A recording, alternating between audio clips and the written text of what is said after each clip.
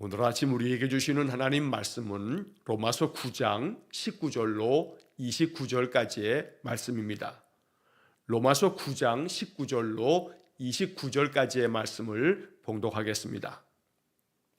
혹 내가 내게 말하기를 그러면 하나님이 어찌하여 허물하시느냐 누가 그 뜻을 대적하느냐 하리니 이 사람아 내가 누구이기에 감히 하나님께 반문하느냐 지음을 받은 물건이 지은 자에게 어찌 나를 이같이 만들었느냐 말하겠느냐 토기장이가 진흙 한 덩이로 하나는 귀히 쓸 그릇을 하나는 천히 쓸 그릇을 만들 권한이 없느냐 만일 하나님이 그의 진노를 보이시고 그의 능력을 알게 하고자 하사 멸하기로 준비된 진노의 그릇을 오래 참으심으로 관용하시고 또한 영광받기로 예비하신 바 궁휼의 그릇에 대하여 그 영광의 풍성함을 알게 하고자 하셨을지라도 무슨 말을 하리요? 이 그릇은 우리니 곧 유대인 중에서뿐 아니라 이방인 중에서도 부르신 자니라. 호세아의 글에도 이르기를 내가 내 백성 아닌 자를 내 백성이라 사랑하지 아니한 자를 사랑한 자라 부르리라. 너희는 내 백성이 아니라 한 곳에서 그들이 살아계신 하나님의 아들이라 일컬음을 받으리라 함과 같으니라. 또 이사야가 이스라엘에 관하여 외치되 이스라엘 자손들의 수가 비록 바다의 모래 같을지라도 남은 자만 구원을 받으리니 주께서 땅 위에서 그 말씀을 이루고 속히 시행하시리라 하셨느니라. 또한 이사야가 미리 말한 바 만일 만군의 주께서 우리에게 씨를 남겨주지 아니하셨더라면 우리가 소돔과 같이 되고 고모라와 같았으리로다 함과 같으니라. 아멘. 자, 어제 그제 제가 시찰에 수련회를 다녀오느라고 아침에 말씀 묵상을 우리 함께 나누지를 못했습니다. 자, 우리가 월요일 날 아침에 보는 말씀은 8장 31절에서 39절까지 8장의 마지막 부분의 말씀을 우리가 매일 성경으로 묵상을 했습니다. 이 8장의 마지막 부분은 어떤 점에서 로마서 8장의 마지막 결론 같은 그런 의미 있는 말씀들이 담겨 있는데 그 중에서 우리가 꼭 기억해야 할 것은 그 말씀 가운데 35절의 말씀에 보면 8장 35절에서 누가 우리를 그리스도의 사랑에서 끊으리요 환난이나 곤고나 박해나 기근이나 적신이나 위험이나 칼이랴. 한마디로 말하면 세상의 그 어떤 것도 하나님의 그 사랑을 그 하나님의 그 사랑 안에 있는 우리를 그 하나님 사랑에서 끊어버릴 수가 없다. 그래서 이 말씀을 우리의 마음속에 기억할 것은 하나님이 우리를 붙들어 주시는 그 사랑의 손길 어느 누구도 그것을 방해함으로 하나님이 나를 이렇게 붙잡고 계시는데 그 하나님의 붙잡은 손을 떨쳐내버리듯이 그 하나님의 손을 끊어버릴 수 있는 것이 세상에는 그 어떤 것도 없다는 겁니다. 그래서 한마디로 하나님의 사랑은 끊을 수 없다. 끊겨지지 않는 사랑이다. 하나님이 우리를 붙드시면 하나님 절대 그 손을 놓지 않으시고 어느 누구도 그 어떤 세상의 것도 하나님이 붙잡으신 그 손을 떼어낼 수가 없다라고 말씀한 것입니다. 이것이 얼마나 위로가 되고 또 은혜가 되는 말씀인지 모릅니다. 하나님이 우리를 붙들고 계십니다. 우리 이거 믿어야 됩니다. 세상의 그 무엇도 이 하나님의 손을 끊을 수 없습니다. 그러므로 우리는 그러한 은혜 안에서 언제나 이 인생의 삶, 나를 붙잡고 계시는 하나님 계심으로 승리의 삶을 살 수 있다는 것입니다. 그래서 마지막 이제 8장의 말씀에 이제 37절의 말씀에서는 어떤 말씀이 나오냐면 그러나 이 모든 일에 우리를 사랑하시는 이로 말미암아 우리가 넉넉히 이기느니라. 우리를 사랑하시는 그 하나님 계시며 목숨까지 내어주신 주님이 계시기 때문에 그 우리를 사랑하시는 그 하나님으로 말미암아 우리가 넉넉히 이긴다. 우리를 사랑하셔서 그저 도살할 양처럼 목숨까지 내어주신 그리스도 예수님 계시기 때문에 주님이 나와 함께 계심으로 넉넉히 모든 일들에 있어서 우리가 넉넉히 이기느니라. 오늘이 로마서 8장 37절의 말씀, 우리가 월요일에 보아야 했던 말씀을 마음 깊이 새기고 또 새길 수 있기를 간절히 축원합니다. 우리가 넉넉히 이기느니라. 간신히 이기는 게 아니라 넉넉히 이기느니라. 이것이 성도들에게 주신 약속이며 축복입니다. 인생의 그 어떤 삶에 있어서도 주님 나와 함께 계셔서 하나님 능력을 내게 부어주심으로 성령 안에 우리가 거하여 성령의 충만함이 있을 때 인생의 그 어떤 삶도 우리는 넉넉히 승리하는 삶을 살 수 있을 줄로 믿습니다. 그런 은혜가 우리의 삶 속에 충만하게 임하기를 주의 이름으로 간절히 축원합니다. 자, 어제 화요일 말씀에서는 이제 9장으로 넘어오게 됩니다. 자, 이 9장의 말씀에서 바울은 개인적인 그 마음의 간절한 그 탄원을 하나님 앞에 호소하고 있습니다. 자, 그것은 다름 아닌 나에게 큰 근심이 있다라고 하면서 이 9장의 말씀이 시작이 됩니다. 그래서 9장 1절과 2절의 말씀에 나에게 큰 근심이 있는 것과 마음에 그치지 않는 고통이 있는 것을 내 양심이 성령 안에서 나와 더불어 증언한다. 자, 이 말은 내가 양심을 걸고 진심 어린 내 마음을 말하는데 나한테 아주 매우 큰 근심이 있고 마음에 그치지 않는, 끊이지 않는 고통이 있다. 그건 다름 아닌 내 민족, 내 조국, 내가 속하여 있는 이 내 나라 이스라엘 백성 때문이다 라고 바울이 아주 간곡한 마음으로 자신의 마음을 토로하고 있습니다. 그래서 3절에 보게 되면 나의 형제 곧 고륙의 친척을 위하여 내 자신이 저주를 받아 그리스도에게서 끊어질지라도 원하는 바다. 이 말은 내가 설사 저주를 받는다 할지라도 이것만 이루어질 수 있다면, 이것만 성취된다면 내가 저주를 받는 것도 감수하겠다. 그건 다름 아닌 내 고륙의 친척, 바로 이것은 자기 민족을 말하는 겁니다. 이스라엘 민족에 대하여 설사 내가 저주를 받는 한이 있다 할지라도 내 민족이 하나님에게 은혜를 얻고 구원을 얻는다면 나는 주저함 없이 저주받는 일이라 할지라도 내가 이것을 감수하겠다라고 하면서 자기 민족에 대한 간곡한 그러한 기도를 하나님 앞에 올리고 있는 것입니다. 그것은 다름 아닌 이제 그 뒤에 이어지는 말씀 가운데서 하나님의 주권 아래 하나님께서 택하신 자가 있고 하나님 내버려 두시는 자가 있을 때 그 선택에 있어서의 절대적 주권은 하나님께 있다라고 하는 말씀을 바울이 이 이야기를 하면서 이제 하나님께서는 긍휼히 여길 자를 긍휼히 여기고 불쌍히 여길 자를 불쌍히 여기신다라고 하는 그런 말씀들로 이제 이어가게 됩니다. 자, 여기서 바울이 이야기하고자 하는 것은 이스라엘 백성들이 하나님의 자녀로 하나님 백성으로 선택함을 받았다. 그래서 4절 말씀에 9장 4절 말씀에 그들에게는 양자됨과 영광과 언약들과 율법을 세우신 것과 예배와 약속들이 있고 바로 우리 민족 이스라엘에게는 하나님이 먼저 그들을 택하셔서 하나님의 양자됨과라는 것은 하나님의 자녀로 삼아주셨다는 겁니다. 이스라엘 백성들에게 하나님은 나는 너희들의 아버지가 될 것이고 너희들은 내 자녀가 되리라는 말씀들을 선지자들을 통해서 여러 차례 말씀하셨습니다. 이스라엘 백성들을 그렇게 자녀 삼아주시고 그들에게 영광을 베풀어 주시고 또한 그들에게 언약의 말씀을 들려주시고 율법까지 그들에게 허락해 주시고 그들의 예배를 받으시면서 그 예배를 가르쳐 주시고 많은 약속들을 들려주셨기 때문에 이스라엘 백성들은 그러한 큰 은혜를 얻은 자로 택함받았다는 겁니다. 그러나 가만히 따지고 보면 하나님께서 아브라함에게 이삭을 허락하셨는데 이삭 이전에 이스마엘이 있었지만 하나님은 이스마엘이 아닌 이삭을 통해서 아브라함에게 주셨던 약속의 그 계승자로 이삭을 선택하셨고 또 이삭에게는 두 아들이 쌍둥이로 낳았는데 에서와 야곱 중에서도 하나님은 야곱을 택하셨고 에서를 그냥 두셨다고 말씀하는 겁니다. 여기서 하나님께서 큰 자가 어린 자를 섬기리라 라고 하는 것을 리브가가 그 두 아들을 그 임신 중에 태중에 있는 그 쌍둥이 두 아들에 대해서도 하나님이 이렇게 미리 선포하여 말씀하셨다. 자, 이것은 하나님의 주권에 해당되어지는 말씀이라는 것을 바울이 지금 이 9장에서 이야기를 하고 있는 겁니다.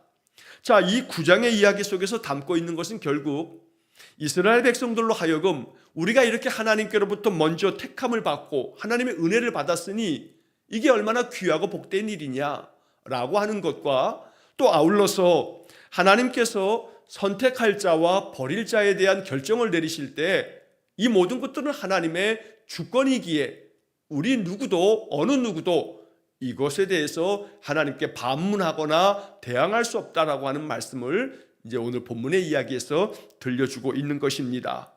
과연 하나님께서 예를 들어 야곱과 에서가 쌍둥이로 태어나는데 야곱을 택하시고 에서를 버리심에 대하여 이거 하나님 불의하시지 않는가라고 누가 말할 수 있겠나라고 이야기하는 것입니다. 그래서 어제 본 말씀 가운데 14절에서 그런즉 우리가 무슨 말 하리요? 하나님께 불의가 있느냐? 그럴 수 없느니라. 즉 하나님께서 에서와 야곱 중에서 나는 야곱을 택한다라고 했을 때 이것이 하나님의 불공평, 공정하지 못함인가? 그럴 수 없다라고 바울이 선언하고 있는 것입니다. 왜냐하면 하나님께서는 절대적 주권자이시며 창조주이시기 때문에 하나님께서 긍휼히 여길 자를 긍휼히 여기고 또 하나님이 불쌍히 여길 자를 불쌍히 여긴다라고 하는 말씀을 이제 모세의 말을 인용하면서 이제 바울은 이 하나님의 주권적인 역사를 이제 그 다음 이어지는 오늘 본문의 말씀에서 말씀하고 있는 것입니다.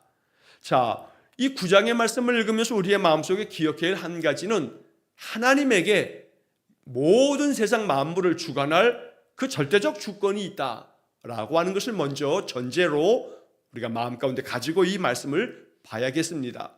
그래서 오늘 읽은 본문의 말씀에서 바울은 이것을 쉽게 이해하기 위해서 토기장이의 비유를 말씀해 줍니다.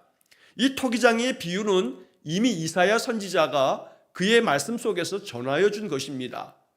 바울은 이렇게 구약의 말씀을 사용하면서 바로 이스라엘 백성들에게 또 이방의 많은 이들에게 그리스도의 복음이 구약에서부터 선지자들로부터 모세의 말씀에서부터 이어져 내려왔던 하나님의 말씀인 것을 분명하게 전하고 있는 것입니다.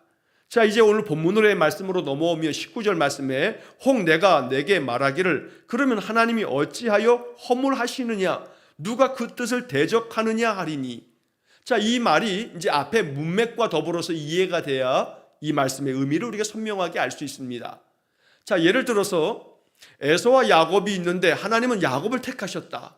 그러면 에서가 하나님 거역하고 장자의 명분을 소홀히 여기고 그렇게 못되게 행하게 됐을 때 자기 동생까지 죽이려고 하고 막 이렇게 나아가는 그 에서가 자, 하나님 앞에 대항하기를 모든 것이 하나님의 주권 아래에 있어서 하나님이 야곱은 택하시고 에서를 버리셨을 때 에서가 그렇게 하나님을 거역하듯이 나아가는 그런 부분들에 대해서 모든 것들이 하나님 다스리시는 것이면 그렇다 한다면 이것이 하나님이 어찌 그 에서를 허물하실 수 있겠느냐, 야단을 칠 수 있겠느냐, 이것조차도 하나님께서 뜻하신 바대로 되어지는 거 아니냐라고 하는 반문을 사람들이 할 수 있다는 겁니다. 그런 자들에 대해서 이제 바울이 대답하고 있는 겁니다.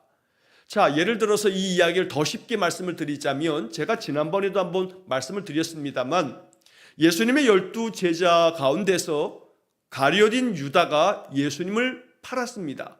배반을 했습니다.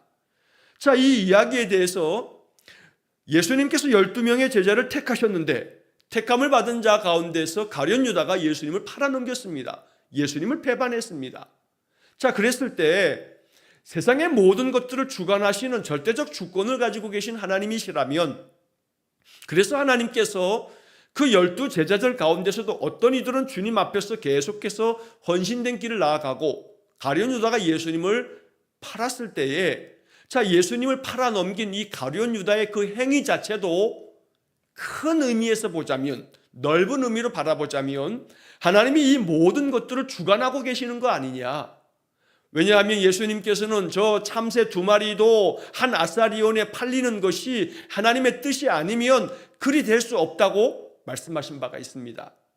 그러니까 참새 2마리의 그 목숨까지도 하나님의 주권 아래에 있다고 말씀하셨던 그 주님의 말씀을 생각하자면 가룟 유다가 예수님을 팔아넘기는 그 모든 역사도 하나님께서 역사하시고 하나님의 주권 아래에 있는 것이 아니냐.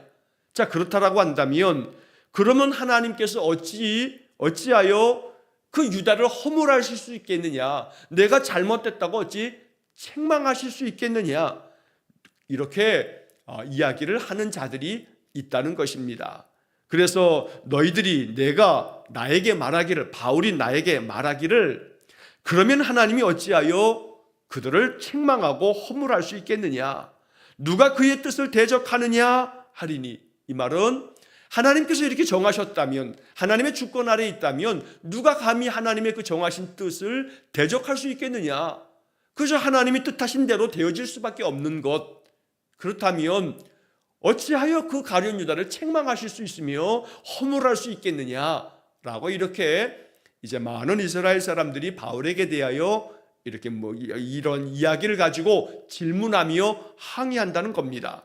자, 이에 대해서 이제 바울의 대답이 20절 이하의 말씀에 나오고 있는 것입니다. 모든 것이 하나님의 절대적 주권 아래에 있다면 하나님 거역하는 자들도, 그들의 거역함조차도 바로 하나님의 다스림 안에 있는 것이라면, 하나님이 그들을 강압적으로 강권적으로 다스리시면 그들도 하나님 앞에 복종할 텐데, 하나님께서 그들에게 내버려 두신 것도 하나님이 내버려 두신 것이니 하나님이 어찌 그렇게 그 내버려 두신 사람들을 하나님이 어찌 책망할 수 있습니까? 라고 이렇게 하나님께 대해서 대항하며 대적하는 그런 자들이 있다는 겁니다. 이에 대해서 바울의 대답은, 이 사람아, 네가 누구이기에 감히 하나님께 반문하느냐? 어찌 네가 하나님 앞에 대적하듯이 그렇게 반문하며 반항할 수 있겠느냐? 왜냐하면 지음을 받은 물건이 어찌 지은 자에게 어찌 나를 이같이 만들었느냐 할 수 있겠느냐? 라고 바울이 이런 토기장의 이제 비유를 들어서 대답을 하고 있는 것입니다.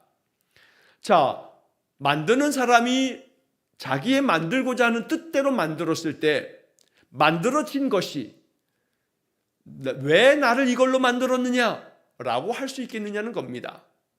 자, 질그릇을 만들어 갈 때에 흙을 가지고, 진흙을 가지고 이 토기장이가 그릇을 만드는데, 어떨 때는 귀히 쓰는 그릇을 만들고 어떨 때는 천히 쓰는 그릇을 만들었다 치면, 그러면 귀하게 쓰는 그릇을 만들었을 때, 또 천하게 쓰는 그런 보잘것없는 그런 그릇을 만들었을 때, 천히 쓰는 그릇이 왜 나는 이렇게 천히 만들었느냐고 그 토기장이에게 대항할 수 있겠느냐라는 비유를 말하고 있는 것입니다.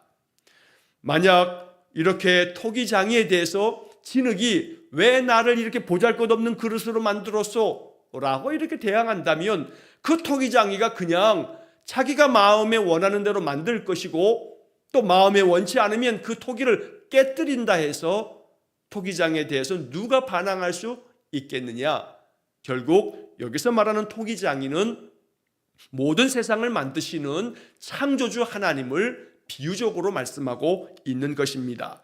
그리고 여기 귀히 쓸 그릇과 천히 쓸 그릇이라 하는 것이 우리 모든 인생들의 각각 제 모양대로 하나님 뜻하신 바가 있어서 하나님이 원하신 대로 만드셨을 때, 이렇게 하나님의 뜻대로 만드신 그 피조물들이 어떻게 창조주 하나님 앞에 대항할 수 있겠는가라고 하는 이야기를 이야기한 것입니다. 자, 그래서 22절의 말씀에 보면, 만일 하나님이 그의 진노를 보이시고 그의 능력을 알게 하고자 하사 멸하기로 준비된 진노의 그릇을 오래 참으심으로 관용하시고, 자, 이 말씀은 하나님께서 그 하나님의 진노하심을 나타내 보이시고 또 하나님의 그 영광을 알게 하시려고, 하나님이 모든 것의 심판자이시며, 그리고 또 하나님께서 이 모든 것들의 능력이 있다는 것을 인생들에게 깨닫게 하시려고 그 준비되어져 있는 진노의 그릇, 진노를 받을 그 그릇에 대해서 하나님께서 그 진노의 그릇에 대해서도 오래 참으시고 그들에 대해서 관용의 마음으로 용서하시고, 이런 모든 것도 누구의 뜻이냐면 하나님 뜻이다. 하나님의 주권이다. 한마디로 말해 하나님 마음대로 하시는 거다. 창조주가 마음대로 하는 것에 대해서 피조물이 무엇을 말할 수 있겠는가라고 이렇게 바울이 이야기하는 겁니다. 반대로 이제 23절의 말씀에서 또한 영광 받기로 예비하신 바 궁휼의 그릇에 대하여 그 영광의 풍성함을 알게 하고자 하셨을지라도 무슨 말을 하리요? 그릇이 자기를 만든 그 토기장이에게 무슨 말을 할 수 있겠는가? 라고 이렇게 이야기하면서 설명한 것입니다. 여기 22절과 23절의 말씀에서는 진노의 그릇과 또 궁술의 그릇이라고 하는 이 두 가지의 비유적 표현을 말씀합니다. 진노의 그릇이라고 하는 것은 하나님 거역함으로 인해 하나님이 내버려 두셔서 이제 진노를 받을 만한 그러한 악한 인생들에 대해서 진노받을 그릇, 이렇게 표현한 것입니다. 여기 진노받을 그릇이라고 하는 것은 지금 이 문맥상에서 바울이 이스라엘 백성들을 말하는 것이고, 또 동시에 진노받을 이방의 백성들도 또 포함하고 있는 말씀입니다. 그러니까 이것은 예를 들어서 우리는 아브라함의 자손이야, 우리는 할례를 행하는 약속을 받은 사람들이야, 율법의 말씀을 가지고 그 율법 안에 사는 사람들이야, 한마디로 우리는 하나님께로부터 선택받은 민족이야 라고 한다 할지라도 그들이 진노의 그릇에서 예외인가? 아닙니다. 예외가 아니라는 이야기를 하는 겁니다. 그래서 너희들이 아무리 혈통으로 아브라함의 자손으로 태어났다 해도 너희들 가운데에도 바로 진노의 그릇이 있다 하는 것을 바울이 지금 말하고 있는 겁니다. 자, 그런데 하나님께서 그 진노의 그릇에 대해서 그것이 아브라함의 후손들이든 이방인이든 관계없이 이 진노받을 인생들에 대해서, 진노의 그릇에 대해서 그들을 오래 참으시고 그들을 관용하신다 하여 우리가 무슨 말 하겠는가? 이 말은 결국 저 멸망받을 자들이 왜 하나님 멸망하지 아니하고 저들을 내버려 두십니까? 라고 한다 하여도 하나님이 오래 참으시겠다고 하시고 하나님이 그들을 용서하시겠다고 하시는데 이것에 대해서 우리가 무슨 말을 하겠느냐라는 겁니다. 여러분, 지금 이 말씀을 가장 이해하기 쉬울 수 있는 그런 이야기는 구약의 요나서입니다. 자, 요나서에서 니느웨 백성들에 대해서 하나님이 그들을 심판하시겠다고 이제 요나를 보내서 40일이 지나면 너희들이 하나님의 진노를 받아 멸망받을 것이다 라고 하는 말씀을 전하게 하셨습니다. 그러나 요나의 입장에서 보면 저 니느웨 백성들은 악독한 백성들인데 하나님이 왜 저들에게 이러한 말씀을 전하시나 하면서 이 요나는 하나님의 말씀을 거스르고 니느웨로 가라 하는데 다시스로 가려고 합니다. 자, 그런 가운데서 하나님께서 결국 이루신 것은 이 요나를 물고기 뱃속에 집어넣어서 결국은 토해낸 것이 니느웨였고, 니느웨는 이 요나의 그저 사흘 동안의 외침 듣고 회개하며 하나님 앞으로 나오게 됩니다. 자, 여기서 멸망받을 니느웨 백성에 대해서도 너희들이 이제 40일이 지나면 멸망을 당할 것이다 라는 하나님 말씀 앞에서 그들이 금식하며 회개함으로 하나님의 구원함을 받습니다.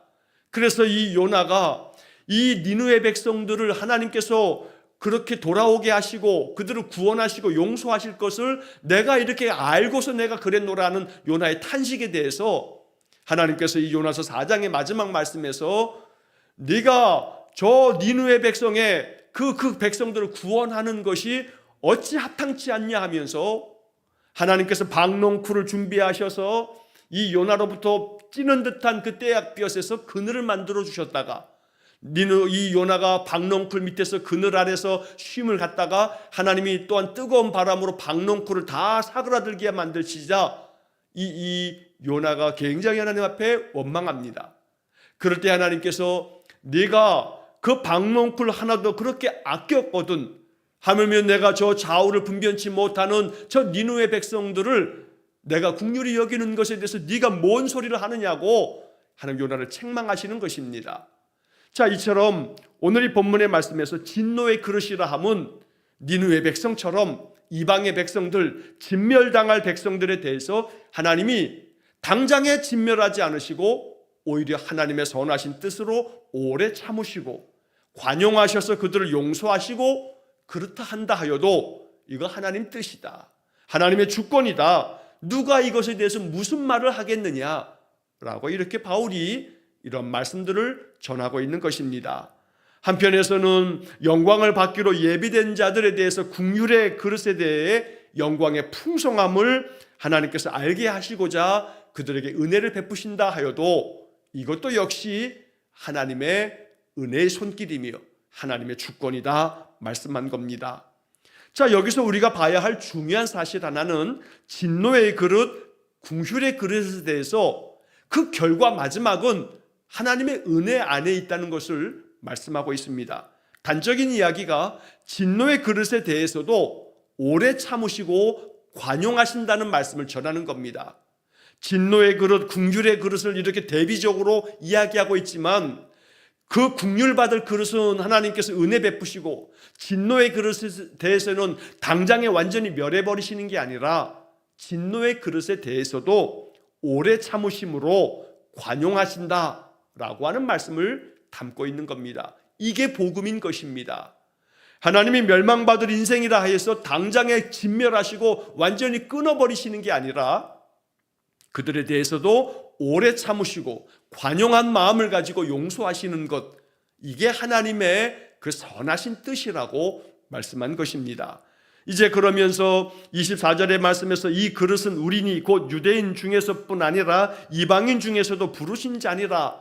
자, 그래서 이 24절의 말씀은 앞에 22절과 23절에서 진노의 그릇, 긍휼의 그릇, 이 두 가지는 결국 이스라엘 백성들을 말하는 것이기도 하고 유대인뿐만 아니라 이방인도 이에 해당되는 거다. 그러니까 유대인이든 이방인이든 관계없이 그들이 진노의 그릇일 때도 있고 긍휼의 그릇일 때도 있지만 그 진노의 그릇으로 하나님 앞에서 진노받을 인생들이지만 이조차도 하나님이 오래 참으시면서 관용하신다. 그러므로 그 하나님의 은혜 앞에 늘 나아가는 것이야말로 하나님의 복을 얻은 백성이 되는 것이다 라는 그런 복음을 전하고 있는 것입니다. 자, 25절서부터 나머지 29절까지의 말씀에서는 호세아의 말씀과 이사야 선지자의 말씀을 인용하면서 이 이야기를 구약의 말씀도 이렇게 분명히 우리에게 전하여 주셨다. 그 근거를 구약의 말씀을 근거로 들어서 바울이 이 복음을 설명하고 있는 것입니다. 자, 25절의 말씀에서 호세아 선지자의 말씀, 호세아 2장 23절의 말씀을 인용하고 있습니다. 호세아 2장 23절의 말씀에 보면 긍휼히 여김을 받지 못하였던 자를 긍휼히 여기며 내 백성 아니었던 자에게 향하여 이르기를 너는 내 백성이라 하리니, 긍휼 받을 수 없는 자들에게 긍휼을 베푸시고 내 백성이 아니다 했던 자들에게 하나님이 그들을 하나님 자녀로 삼아주시는 은혜를 베푸시는데 이것이 하나님의 절대적 주권이다. 하나님의 그 절대적 주권은 하나님의 은혜를 베푸시는 데 사용하시는 것이지 하나님께서 마음대로 그래 너희는 진멸받을 자야 하고 무조건 진멸하시는 것이 아니라는 것을 또한 전하고 있는 겁니다. 그래서 25절에 내가 내 백성 아닌 자를 내 백성이라, 사랑하지 아니한 자를 사랑한 자라, 이렇게 하나님께서 부르시고 오래 참으시고 관용한다는 겁니다. 너희는 내 백성이 아니라 한 그곳에서 그들이 살아계신 하나님의 아들이라 일컬음을 받으리라. 너희들은 내 백성이 아니야 하는 그러한 멸망받을 인생에 대해서조차도 하나님께서 그들을 참으시고 용서하시고 그래서 그들이 하나님 앞에 진심으로 나아올 때 너희들이야말로 내 자녀라 하고 품어주신다는 겁니다. 27절에서 29절의 말씀도 마찬가지입니다. 이사야 선지자의 예언의 말씀, 이사야 10장 22절 23절의 말씀을 통해서 그 예언의 말씀을 이렇게 사용하고 있는 겁니다. 이스라엘이여 내 백성이 바다의 모래 같을지라도 남은 자만 돌아오리니, 여기서 남은 자라고 하는 아주 중요한 그런 말씀을 바울도 이야기합니다. 이스라엘에 대해서 하나님께서 외치시기를 이스라엘 자손들의 수가 아무리 바다의 모래와 같을지라도 남은 자만 구원을 받는다 말씀하시는 겁니다. 주께서 땅 위에서 그 말씀을 이루고 속히 시행하시리라 하는 이사야 선지자 10장 이사야 10장 23절의 말씀을 같이 인용하는 겁니다. 이 이사야 10장의 말씀의 배경은 북이스라엘이 아수르에 의해서 멸망당하고 뿔뿔이 다 흩어지게 됐지만 하나님이 그 북이스라엘 백성들에게 자비를 베푸셔서 그들 가운데서 아수르에 의해서 멸망당한 민족이 되어버렸지만 믿음 안에 있는 남은 자들을 하나님께서 그들을 붙드셔서 그들을 다시금 돌아오게 하시겠다 하는 회복의 말씀을 말씀한 것입니다. 여기에서 남은 자라는 것이 구약성경 전체에 대단히 중요한 그런 말씀이 됩니다. 하나님은 끊임없이 그 남은 자에 대하여 긍휼을 베푸신다는 겁니다. 바울은 이러한 이야기를 통해서 우리 성도들을 모두가 이것이 유대인뿐만 아니라 이방인이라 할지라도 남은 자가 되어지기를 소망하여 언제나 죄악된 세상 가운데서 하나님 말씀을 경청하여 회개하라 하는 말씀 앞에 진심으로 회개하고 하나님을 나의 구주로 내 모든 인생을 걸고 하나님 앞에 나의 삶을 드리는 신실한 믿음의 남은 자들에게 하나님의 자비를 베푸시며 긍휼을 베푸신다고 말씀한 것입니다. 마지막 29절의 말씀에서도 이사야 1장 9절의 말씀을 인용하시면서 미리 말한 바 만일 만군의 주께서 우리에게 씨를 남겨두지 아니하셨더라면 우리가 소돔과 같이 되고 고모라와 같았으리로다 함과 같으니라. 자, 여기서 29절의 마지막에 우리에게 씨를 남겨두지 아니하셨더라면, 우리에게 씨를 남겨두지 아니하셨더라면 우리는 소돔처럼 고모라처럼 다 멸망당하고 말았을 것이다. 여기서 말씀하고 있는 주님께서 우리에게 씨를 남겨두셨다. 바로 그 씨앗이, 저는 이 씨앗을 복음의 씨앗이다 라고 이 말씀을 해석합니다. 하나님께서 우리에게 허락하여 주신, 값없이 주신 그 복음의 은혜, 이것이 씨가 되어서 그 씨가 움이 트고 싹이 나고 자라서 나무가 될 만큼, 많은 열매를 맺을 만큼 하나님은 그 씨를, 생명의 씨를 우리에게 남겨두셨다는 겁니다. 날마다 아침마다 우리가 묵상하는 말씀이 바로 이 은혜의 씨가 되고, 우리가 아침마다 통독하는 말씀들이 복음의 씨, 우리에게 주시는 축복의 씨앗이 된다는 겁니다. 씨앗 속에 생명이 있기 때문에, 그 주님의 진리의 말씀 속에 생명이 있기 때문에 복음의 말씀, 진리의 말씀이 우리 안에 씨앗이 되면 여기서 생명의 나무가 꽃필 줄로 믿습니다. 우리 안에 은혜의 씨앗이 담겨져 있기에 하나님 그렇게 허락하셨기 때문에 우리는 결코 소돔과 고모라처럼 멸망당하지 않을 것이다 라고 말씀하고 있는 것입니다.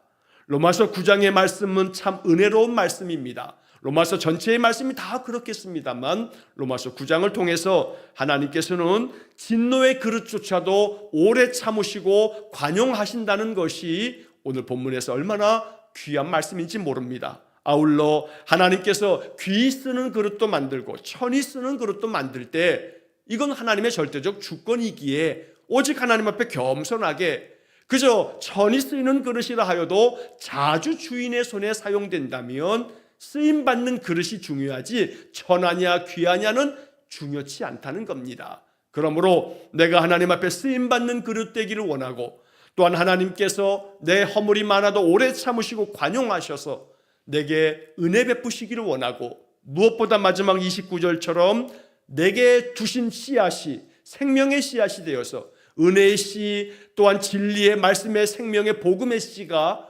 나의 삶 속에 풍성한 영광의 결실을 맺는 그런 은혜가 있도록 언제나 내 안에 복음의 씨앗, 말씀의 씨앗을 날마다 두는 그런 복된 삶을 살아가시기를 주의 이름으로 간절히 축원합니다. 기도하겠습니다. 사랑이 많으신 하나님 감사합니다. 우리의 안에 두신 씨앗이 우리의 생명이 되고 능력이 되어서 이 씨앗을 통해서 큰 나무가 되고 많은 성령의 열매를 맺는 우리 성도들 되기를 원합니다. 그리하여 언제나 모든 인생의 모든 세상 만물의 절대적 주권자 되신 하나님 앞에 겸손함으로 순종하여 언제나 주인의 손에 아름답게 들려 사용되어지는 쓰임받는 그릇 되는 우리 귀한 성도들 되게 해 주옵소서. 오늘도 한날의 모든 삶을 주님께 의탁하오며 예수님 이름으로 기도하옵나이다. 아멘. 우리 구주 예수 그리스도의 은혜와 하나님 아버지의 극진하신 사랑과 성령의 교통하심이 날마다 주님의 손에 들려진 귀 쓰는 그릇, 천이 쓰는 그릇, 어떤 그릇이라 할지라도 하나님께서 기쁘게 쓰시는 그릇 되기를 원하며, 또한 내 안에 심겨주신 이 복음의 씨, 말씀의 씨앗이 풍성한 결실을 맺어 내 삶에 하나님의 은혜가 차고 넘치기를 간절히 소망하며 기도하는 머리 숙인 귀한 성도들 위해와 저들 가정과 온 가족들 위해 영원토록 함께 하시길 축원하옵나이다. 아멘.